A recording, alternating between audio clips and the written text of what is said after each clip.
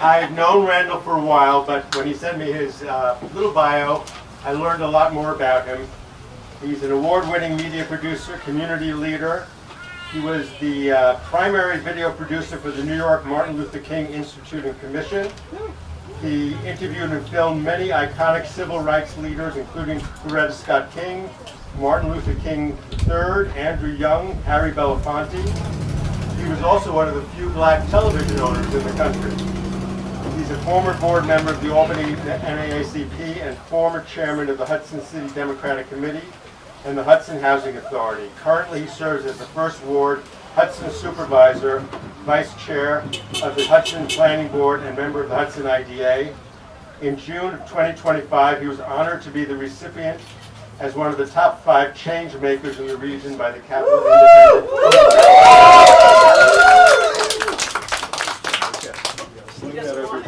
You don't want. Let me see, maybe 1, 2. Okay. This is so strange, really, to kind of be on this side of the camera. Usually, I'm on the other side, and even the heat here reminds me of. Louder. 1, 2. Oh, what? I was very lucky at a young age when I first came to Albany to be part of the Martin Luther King Commission and Institute. And I chose that because I wanted to make a difference doing the things that I know, doing media. And I got to travel all around the country and visit sites, interview people, and there was a new Kingian nonviolent training pathway that was going forward, and it was being emulated in New York. And this is before there was a King Institute. And when I went to Alabama, actually. Guys, I see people making hand gestures. There's plenty of room here in this gazebo. If you can't hear, come on in. And so when I went to Alabama, I didn't know that people could sweat like that. I really didn't. I got off the plane, and my buddy, and at the time, used to have a camera, and you used to have a backpack that you recorded it on. And my buddy, who actually passed away a couple of weeks ago, he was carrying that. And I sweated instantly. And then they took us to the Pettus Bridge and all the sites. And it really dawned on me what it was all about. What it really meant to really struggle and be in the midst of a situation where you were being brutalized for a cause that you knew was right. And yet, in the midst of that, you also stood for nonviolence and didn't let the people that were brutalizing you make you act out against the principle that you were observing and standing for. Yes. And John Lewis was in that in that demonstration, got beat so severely that he ended up in the hospital, as many did. This was the cause of civil rights and civil disobedience at that time. Yeah. Here we now find ourselves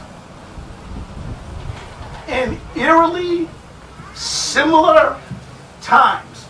There are being people in our country that are being beat up, shoved into a van, carted away, no due process, just taken away, disappeared, as they say. This is happening today.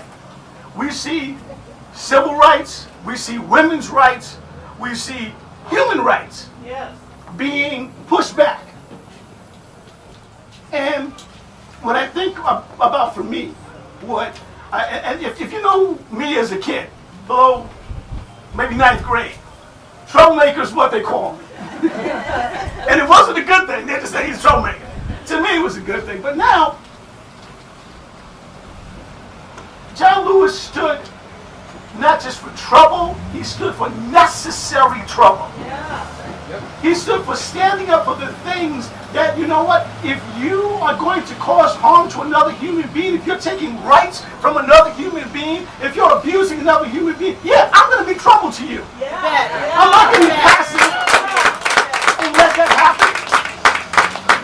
And so these are the times that we live in. And as you think about it, his whole life was about standing up for the things that are right, regardless of the consequences. He didn't look for fame. He didn't look for glory. He did speak during the March on Washington.